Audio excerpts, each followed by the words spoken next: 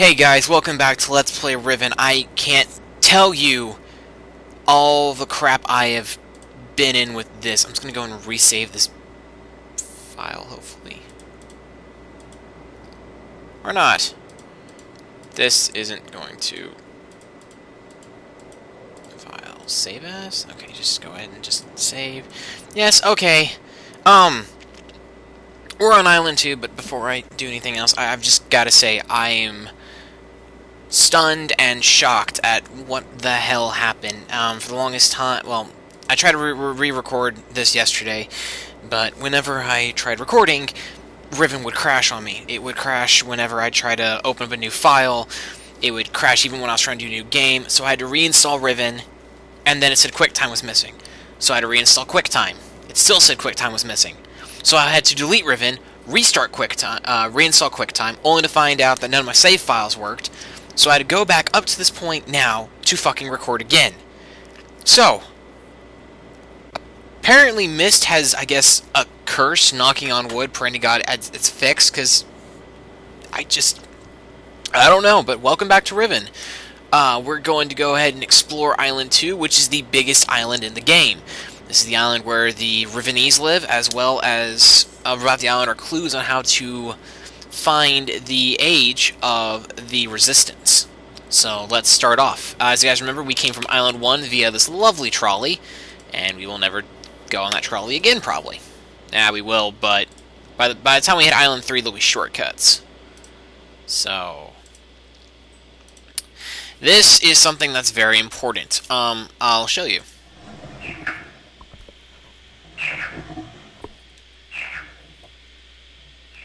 Now, in case you're wondering what that was, let's do that again.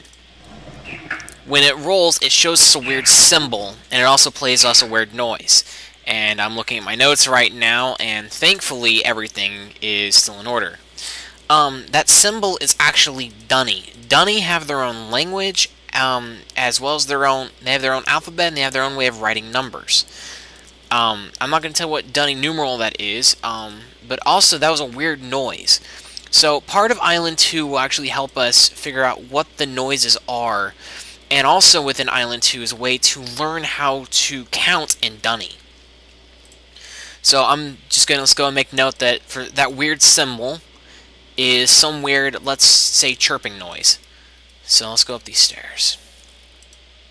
And once again, Riven is very, very beautiful for a game of this age. Everything is almost photorealistic, from the rocks to the walls, the environment, and things just honestly get better for the Mist series as we continue. What the? I did something. A large thunking noise. Anyway, split paths. We can either go down to the bay, or we can go up this way. Let's take the bay route. What the? What are these creatures?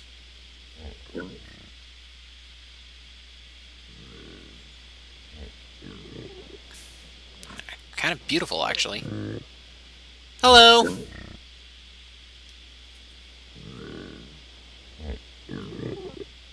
Aww. Ah!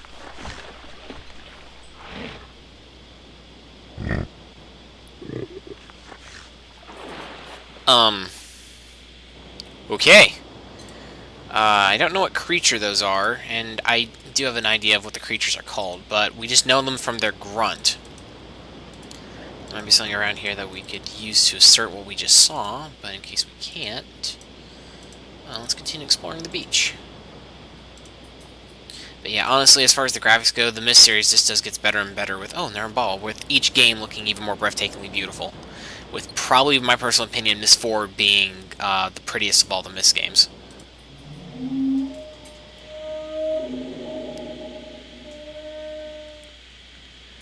Okay, let's listen to that moaning sound again, so we can take note of the weird symbol, which looks like an upside-down Roman numeral 1. Or Roman numeral... No, I'm sorry, not 1, or whatever you want to call it, 3. So, flipped up Roman numeral 3 with a weird moaning noise. Okay, well, we kind of... Wait. YouTube doesn't really do us any justice. So we found another symbol, and let's continue along the beach.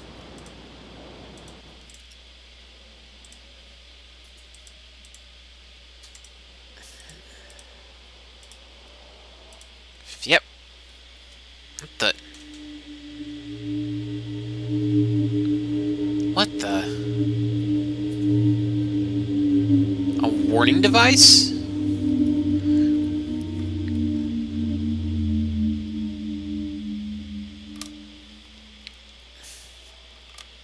That kind of reminds me of the tornado siren systems we have in Texas, where if any sign of like tornadic activity is near us, and they let the sirens go, but we're not that dangerous, are we? Ooh. And this is the village of the Rivenese. It's a very, very beautiful village situated above a giant lake with weird air bubbles. Oh, and another thing.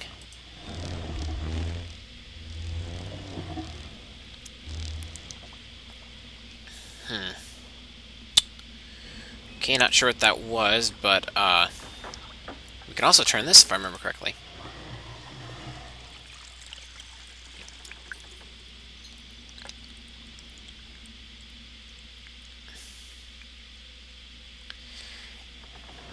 And here's another clue to what this ball means. It's honestly looks like a beetle.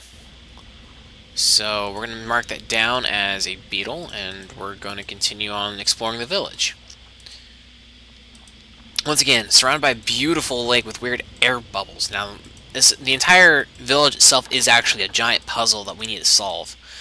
In fact, the majority of the puzzles on Island 2 actually come from the village. Actually, all of them are.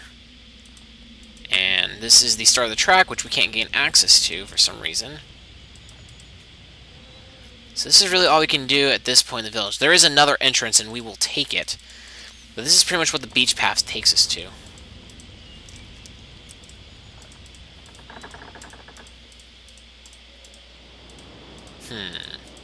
What the? Those here de-interlacing lines are... The game was simulating heat? Sure, why not? It still doesn't do anything, does it? Oh, wait, it would. Okay. So for some unknown reason, if we ever found ourselves on a different island and we couldn't gain access to the trolley, press this button and the trolley will come straight to the station. That's awesome. Kinda always wonder what that button did, to be honest. Ooh, suspension bridge. And a giant dagger next to us.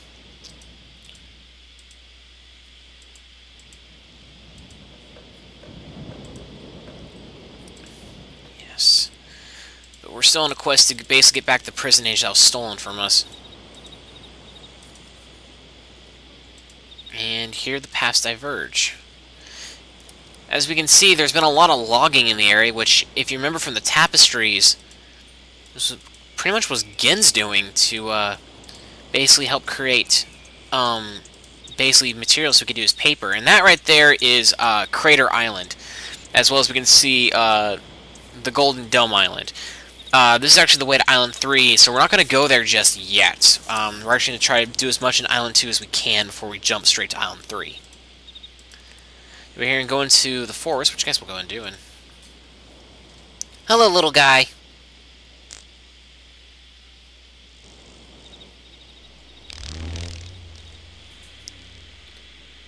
And from that animation, it is confirmed that symbol we saw is in fact a beetle. Let's not go through the forest just yet. Let's actually go down this way. Because it looks to be like another entrance to... Or we could go down the creepy thing and into the woods. Ah, screw it, the woods are short. As you can see, this is basically right where the entrance to the woods was. So let's just go and explore the woods for the time being.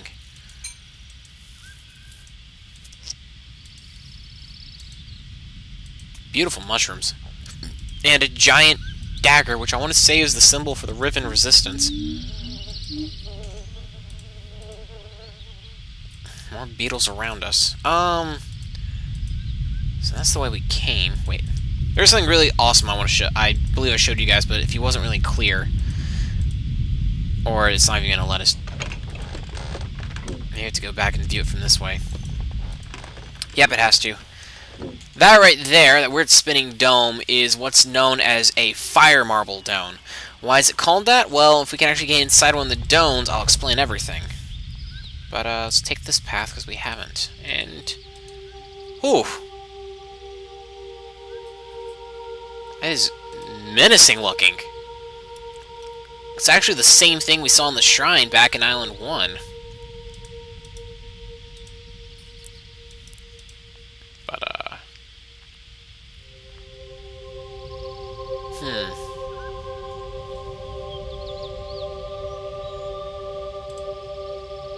If I remember correctly, I think this... Oh, we'll deal with that later, even though it... The thing about Riven, unlike Myst and all the other games, is true, and the entire Myst series is known for its very cryptic clues, not really giving the player knowing what to do. But Riven is probably the most confounding, if you will. Myst 1, among the other ages, there were clues on how to do things. Like, for example, the tower rotation gave you a clue of the cardinal directions that was later used for the Selnic age, and so on and so forth. It's just...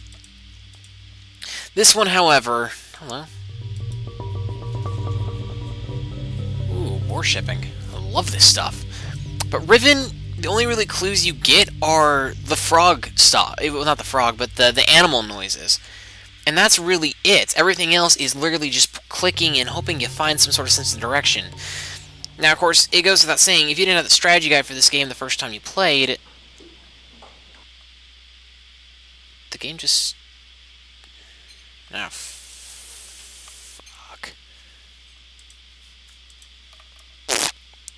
It just goes without saying that this game is really all about trying to figure out what to do next, and I think my game just froze.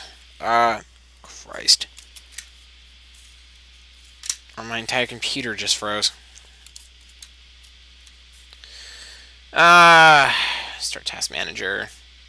Riven, not responding.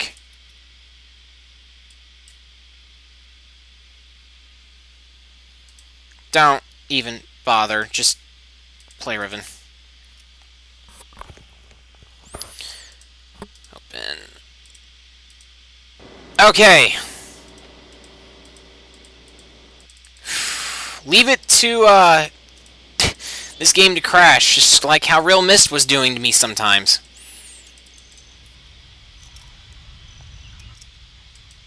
Oh, they see us, they called the horn. Same animation from before. Oh, you can actually see people running away and into their homes, assumingly. Anyway, let's go and frickin' save. Okay. I apologize for that, folks, but now we are back in the Rivenese village, and there's another way into the lake. But we actually have a better way of actually exploring the village in this area. So you can here's the heart of the village. See if anyone will let us in. Nope, no one wants to have anything to do with us.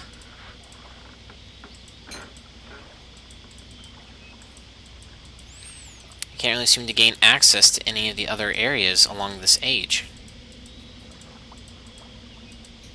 Can't even see inside the house.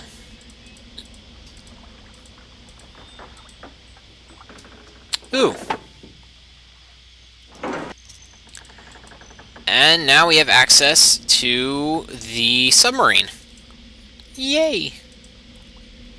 There's another thing with the weird whale thing. I'm assuming this giant thing must be some sort of, like, creature that the Rivenese fear.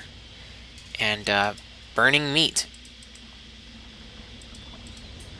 Of course! There's anything else this way besides the submarine and the burning flesh?